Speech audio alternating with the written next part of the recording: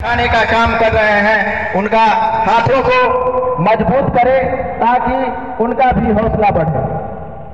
आप लोग देखे होंगे कि कोरोना काल में हमारे देश में जितने भी आम नागरिक से लेकर बड़े बड़े पदाधिकारी, बड़े बड़े मंत्री अपने घर के अंदर बंद हो गए थे, लेकिन एक भारतीय ड्राइवर अपनी जान की परवाह न करते हुए भारत की अर्थव्यवस्था को मजबूत करने में अपनी योगदान दिए।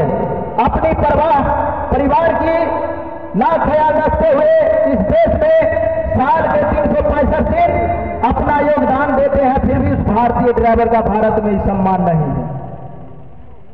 आप देखे होंगे, मैं भी एक भारतीय ड्राइवर हूं, आप लोग भी एक भारतीय ड्राइवर हैं।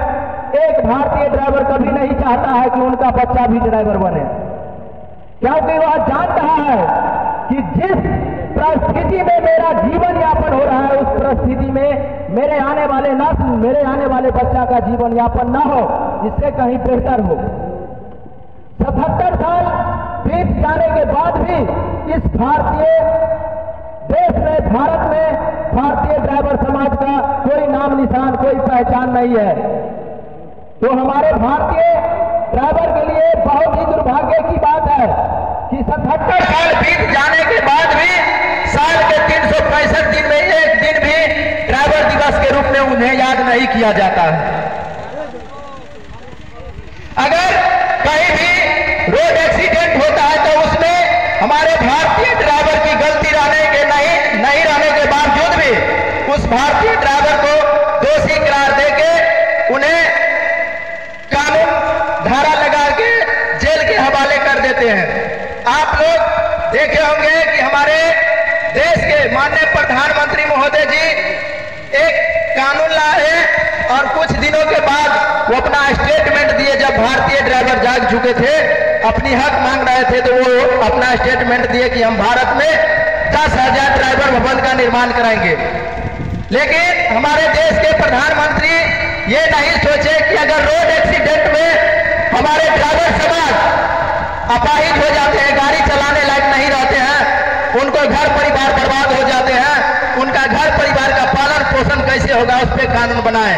लेकिन आप लोग से मैं पूछना चाहता हूं, क्या भारत में 10,000 ड्राइवर भवन होगा, उससे भारत के 22 करोड़ ड्राइवर का समस्या का समाधान होगा?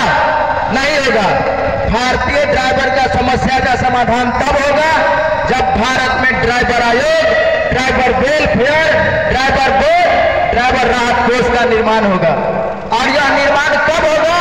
जब हम भारतीय ड्राइवर एक्टिव हो जाएंगे, अपने मौलिक अधिकार के लिए एक साथ खड़ा उतरेंगे, कंधे से कंधे मिलाकर चलेंगे, तब मेरा मौलिक अधिकार मिलेगा।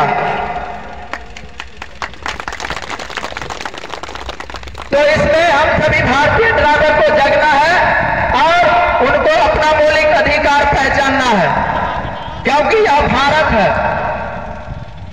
और उदाहरण के तौर पे देखा जाए कि जब तक एक बच्चा दूध के लिए नहीं रोता है, तब तक उनकी माता उनको दूध नहीं देते हैं। तो हम तो भारतीय ड्राइवर हैं। जब तक हम अपना मौलिक अधिकार नहीं मांगेंगे, तब तक चाहे किसी भी स्टेट का